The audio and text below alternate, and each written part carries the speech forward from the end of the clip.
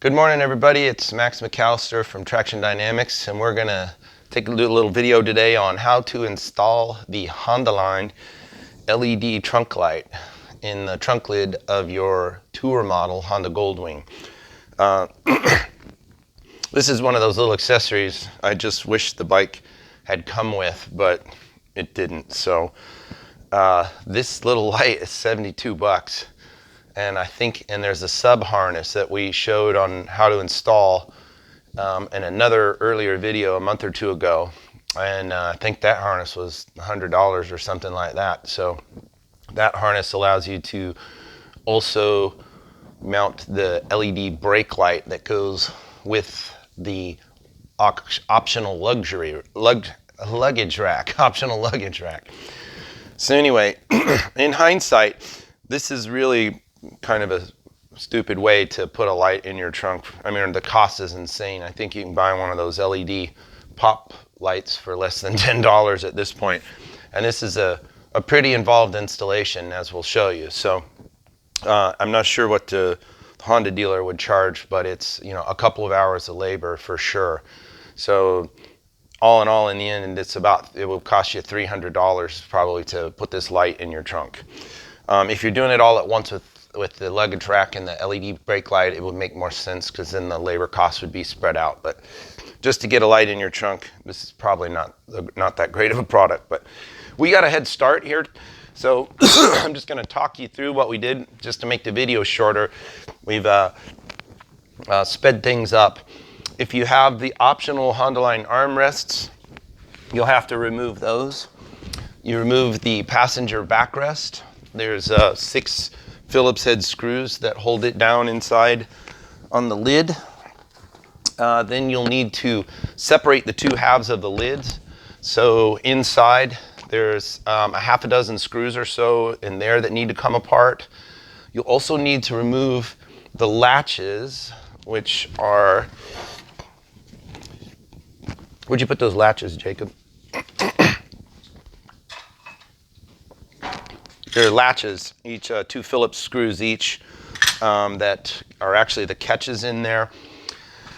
Then you'll need to remove the trunk lid, the whole lid itself, from its mounting hinges. So there's 3 Allen head screws on each side of the bracket that go through the top body panel, through this base plate, and then into the mounting bracket. So what we've done is just lay a big bath towel out here so that we're not doing any scratches to the bodywork underneath. In an earlier video, if you come around here, we installed the sub harness, which you have to have the seat and the speaker panel and all this off to route this cable effectively up to this location on top here and point it. We used some gaffer's tape to secure it down and keep it nice and super clean.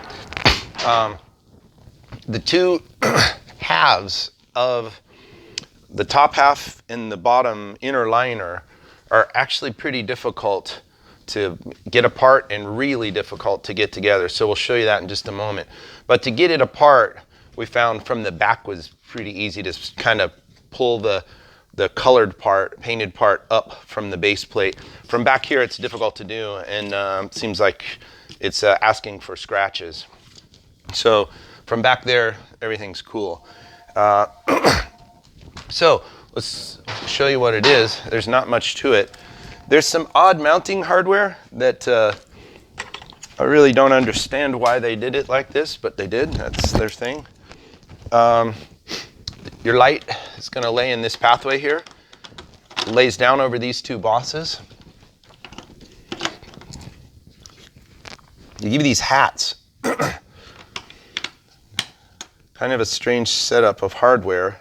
I don't understand, like I say, I don't understand why they did this, but there's a washer in this hat. So we'll get that close. That goes over that boss. You would think it goes underneath and then up through the part, but it does not. None of it fits, so you actually can't put it together wrong. But it's just strange. I have no explanation for why they did this. Seems to be unnecessary weight. All right. Oh, one more thing. The hole that we're putting the light in here is sealed from the factory. There's a piece of plastic in it. Once you have the two halves of the cover apart, you can just come to this, nip the 4 little pieces that they have, and the piece will pop out. You can take a razor knife or a file and dress the burrs down that are in the hole so that it fits clean. And then this obviously goes in the trash once it's out.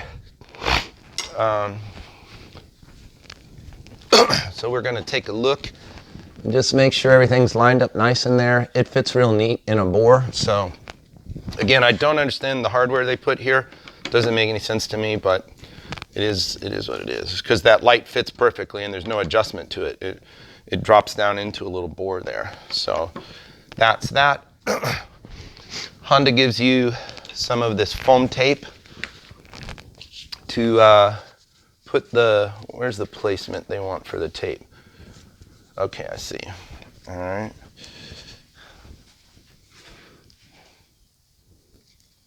This is foam tape.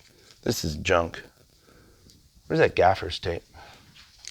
Here, Honda stuff. What you do with this is go like that and throw it in the weeds. It's junk. This is gaffer's tape. This is stuff, rock bands or sound sets people use. So Honda wants a piece here.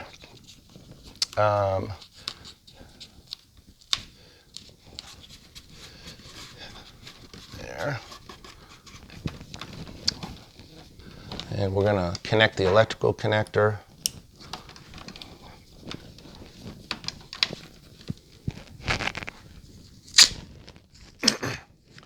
I'm going to probably be more liberal with tape than Honda would have recommended.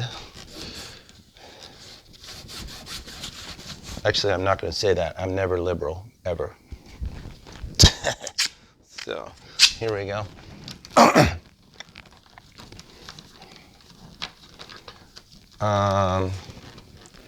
Make that purdy.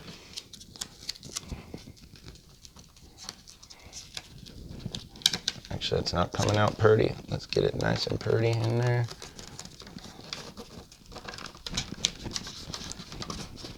Okay. These other connectors you see in here are for the tail light, I believe, that's on the luggage rack. All right, so now we're installed.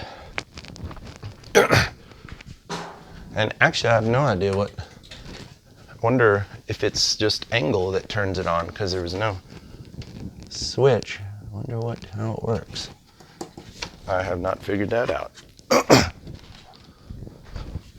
The hinges are up. Why would it not work, I wonder? Oh, see, keep it for me, William.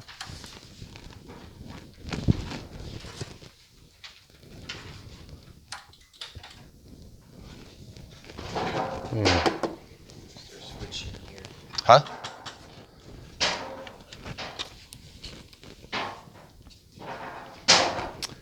Well, we have all the parts that I know of.